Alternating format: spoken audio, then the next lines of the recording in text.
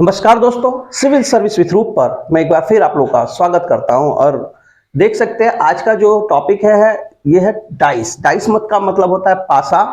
और पासे को समझने से पहले हमको सबसे पहले ये जानना होगा कि पासे कितने प्रकार के होते हैं। तो पासे होते हैं दो प्रकार के। पहला होता है सामान्य पासा और दूसरा होता है स्टैंडर्ड पासा। अब सामान्य पासा वे पासे होते हैं जिसमें जो हमको साइडें दिखाई दे रही हैं उनका जोड़ अगर 7 हो जाता है तो वह एक सामान्य पासा है। अगर जो हमको साइडें दिखाई दे रही है अगर उनका जोड़ 7 नहीं हो रहा तो वो जो है एक स्टैंडर्ड पासा है। तो देख सकते हैं कि अब ये देखते हैं ये जो पासा है उसको हम देखते हैं कैसे जोड़ते हैं, इसको देखते हैं। अब जैसे 5 + 4, 5 + 4 देखते हैं तो कितना हुआ 9। और 5 + 3, 5 + 3 हुआ 8। लेकिन 4 + 3 को अगर जोड़ते हैं, 4 + 3 हम जोड़ते तो पाते कि 7। क्या हो गया ये जोड़ यहाँ 7 हो गया। तो ये एक सामान्य पासा है। और देख सकते हैं इसको भी देखते हैं जोड़ के 1 + 3 तो 4 और 1 + 4 5 और 4 + 3 तो ये हो गया 7। तो हम देखते हैं ये दोनों पासे जो हमारे सामने दिखाई दे रहे हैं एक सामान्य पासा है। ये क्या है? सामान्य पासा। ये सामान्य पासा इसलिए है क्योंकि जो हमको 3 साइडें किसी भी पासे की हमको 3 साइडें दिखाई देती हैं। और जो साइडें हमको दिखाई दे रही हैं वो साइडें जो हैं उनमें से किसी भी दो संख्या का जोड़ जो है, तीनों में से अगर जोड़ें तो किसी दो संख्या का जोड़ अगर 7 हो जाता है तो वो होता है एक सामान्य पासा। अब दूसरी तरफ देखते हैं दो पासे और बने हैं हमारे पास, इनको जोड़ के देखते हैं। 3 + 1 4, 1 + 2 3 और 3 + 2 5। तो देखते हैं ये तीनों संख्याओं में देखते हैं कहीं भी जोड़ जो है 7 नहीं हुआ। तो ये जो पासा हुआ मानक पासा, मानक पासा यानी स्टैंडर्ड पासा हुआ। और इसको भी देखते हैं।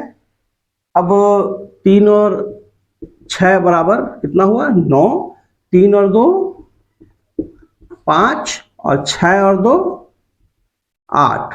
तो ये जो है देखते हैं इसमें भी कहीं जोड़ 7 नहीं आया है।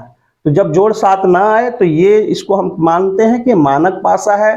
मानक पासा जो होता है कभी भी जो सामने हमको दिख रहा है, हमारे सामने जो दिख रहा है ये वाला और इसके जो पीछे होगा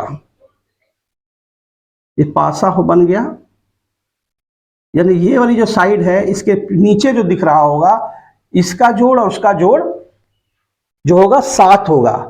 यानी कि जो हम साइड हमको ऊपर दिख रही है और जो साइड इसके नीचे होगी उनका जोड़ 7 होता है तो वो होता है एक स्टैंडर्ड पासा।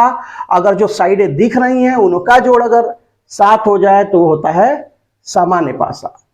जब हम सवालों को हल करते हैं तो देखते हैं कि पहला जो इसका प्रकार है उसमें जो 2 डाइस दिया होता है, हमको 2 डाइस दिया हुआ है देख सकते हैं।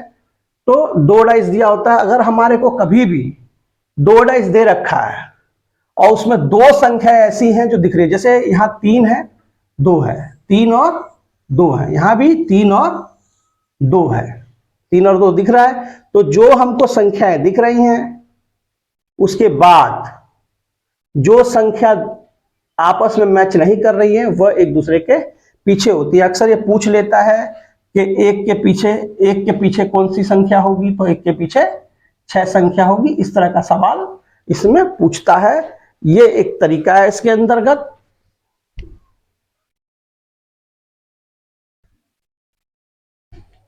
पासे में एक सवाल आता है केवल एक ही पासा दिया हो और उसमें हमको ये पूछ दे कि भाई 6 के पीछे कौन सी संख्या होगी या 5 के पीछे कौन सी संख्या होगी या 3 के पीछे कौन सी संख्या होगी। मान लीजिए ऐसे लिख दे और इसके पीछे कौन सी होगी अपोजिट साइड में, 3 के अपोजिट में कौन सी होगी या 5 के अपोजिट में कौन सी होगी। जब ये निकालना हो तो इसमें हमको ये ध्यान देना होगा कि ये पासा जो है एक स्टैंडर्ड पासा होना चाहिए। तो वहां पर हम उस नियम का पालन करेंगे। देखिए कैसे, जैसे हम देख लेते 6 5 11, 3 और 5 8 और जोड़ के देख लेते हैं, 6 3 कितना हुआ 9, और 5 और 6 11, 3 और 5 8। तो ये जो पासा है एक स्टैंडर्ड पासा है, क्योंकि किसी का भी सब सामने दिखने वाली संख्या का जोड़ जो है 7 नहीं हुआ है।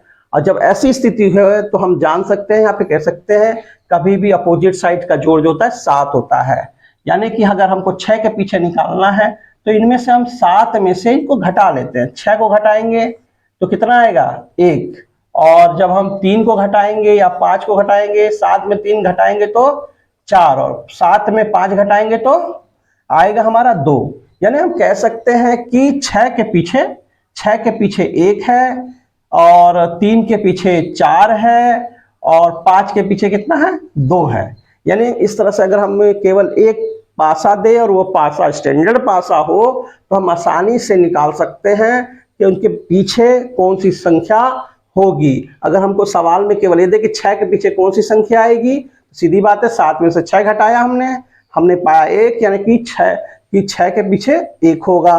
अगर हमको ये पता ना कि 3 के विपरीत साइड में कौन सा होगा, तो 3 के विपरीत साइड में होगा 7 में से 3 घटाया तो 4, और 5 के विपरीत साइड में कौन सा होगा, तो 7 में से जब हम 5 घटाते हैं तो पाते हैं कि हमारा आया 2। तो इस तरह हमने ये जान लिया कि उसके विपरीत साइड में क्या होगा। एक और पासा ले लेता हूं मैं,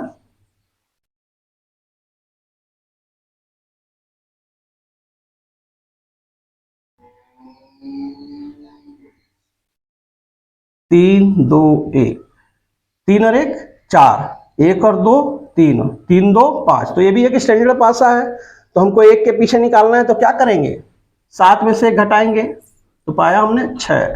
अगर हम 7 में से 3 घटाएं तो पाएंगे हम इसके पीछे 4, और 7 में से 2 घटाएंगे तो कितना आएगा 5। तो इस तरह से हम आसानी से निकाल सकते हैं कि किस संख्या के अपोजिट डायरेक्शन में, उसके अपोजिट साइड में, उस पासे में कौन सी संख्या आएगी। ये बात हम जानते हैं कि केवल इसमें 6 संख्या ही आ सकती है, तो बहुत आसानी से इस ऐसे सवालों को हल कर सकते हैं। चलिए हम इससे संबंधित कुछ सवाल लेते हैं।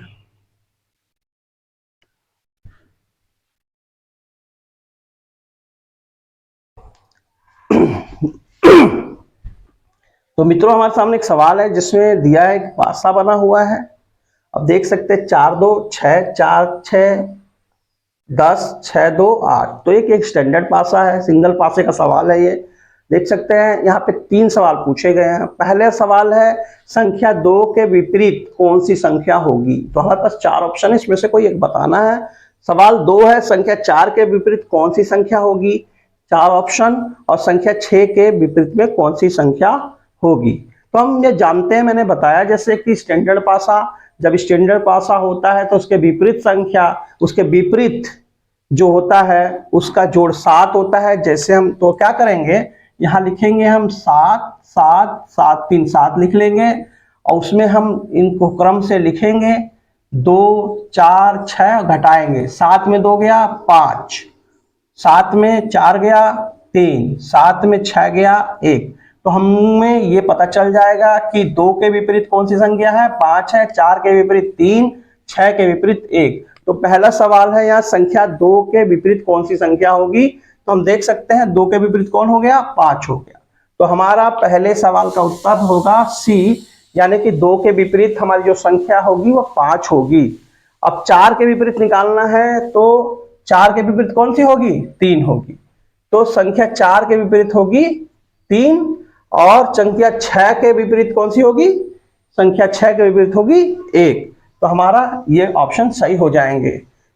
हमारे सामने जब हमारा स्टैंडर्ड पासा का सवाल आए तो सीधी सी बात है, संख्या को 7 में से घटा देना है, जो घटाने के बाद जो संख्या आएगी उसके विपरीत होगी। जैसे हमने यहाँ पहले सवाल में पूछा है कि 2 के विपरीत कौन सी संख्या होगी, तो हमने 7 में 2 घटा लिया, उत्तर आया 5, हमने 5 को टिक कर दिया। दूसरा सवाल है संख्या 4 के विपरीत कौन सी संख्या होगी, तो 7 में से 4 घटा लिया, उत्तर हो गया 3। तो हमने क्या किया यहाँ, 3 को टिक कर दिया। और 6 के विपरीत पूछा है तो 7 में से 6 घटा लिया तो उत्तर 1 आया। तो इस तरह से जब सिंगल पासे का सवाल आए और वो स्टैंडर्ड पासा रहेगा तो हम आसानी से उसके सभी ऐसे प्रश्न का उत्तर हम दे सकते हैं।